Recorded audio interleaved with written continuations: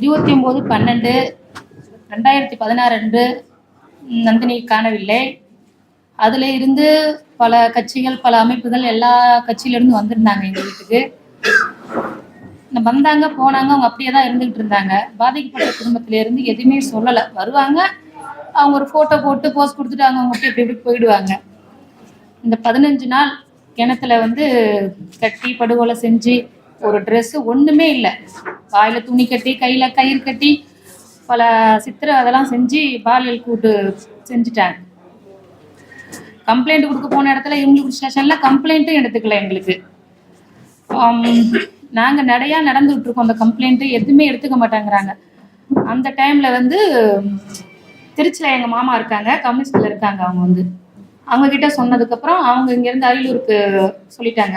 அந்த ஆஃபீஸ்க்கு சொல்லி அவங்க மூலிமா அங்கேருந்து மதர் சங்கம், கம்யூனிஸ்ட்டு, தீண்டாமை எல்லாருமே வீட்டுக்கு வந்துட்டாங்க. 29ஆம் தேதி கம்ப்ளைண்ட் கொடுக்க போகிறோம், கம்ப்ளைண்ட் எடுத்துக்கல.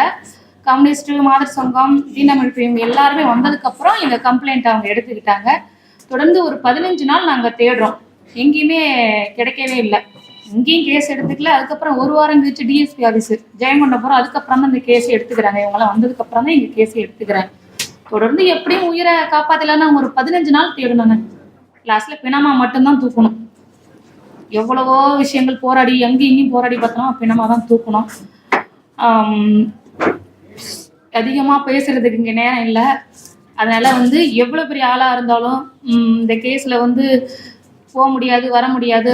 அவங்க அப்படி பார்க்குறாங்க, இவங்க இப்படி பார்க்குறாங்க, நாங்கள் பார்க்குறோம், நீங்கள் பார்க்குறோம், உங்கள் கட்சி இவங்கெல்லாம் சும்மா சொல்கிறாங்க, பார்க்க முடியாது போக. நிறைய பேர் எங்கள்கிட்ட சொன்னாங்க. நாங்கள் சோர்ந்து நின்னாலுமே நிற்க முடிஞ்சு மார்க்சிஸ்ட் கம்யூனிஸ்ட்டு எப்பயுமே எங்களை சோர்ந்து நிற்க விட்டதே கிடையாது. நாங்கள் சோர்வாக இருக்கிறப்பெல்லாம் நாங்கள் இருக்கோம், நீங்கள் பயப்படாதீங்க, மாதர் சங்கம் நாங்கள் இருக்கோம், தீண்டாமைப்பு நாங்கள் இருக்கோம், நீங்கள் கவலைப்படாதுன்னு சொன்னாங்க. அதே மீறி 7 வருஷத்துக்கு அப்புறம் தண்டனை கிடைச்சிது. இன்னும் ஒரு கூடுதலாக தண்டனை கிடைச்சிருந்தா மன நிம்மதி கிடைச்சிருக்கும். அந்த 3 பேருமே ரிலீஸ் ஆகி வெளில வந்துட்டாங்க.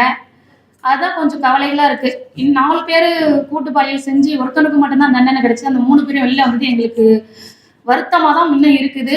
இன்னும் மேற்கோட்டில் பதிவு செய்யணும்னு சொல்கிறேன். நான் மீண்டும் நாங்கள் எத்தனை வக்கீல் இவங்க வச்சுருந்தாலும்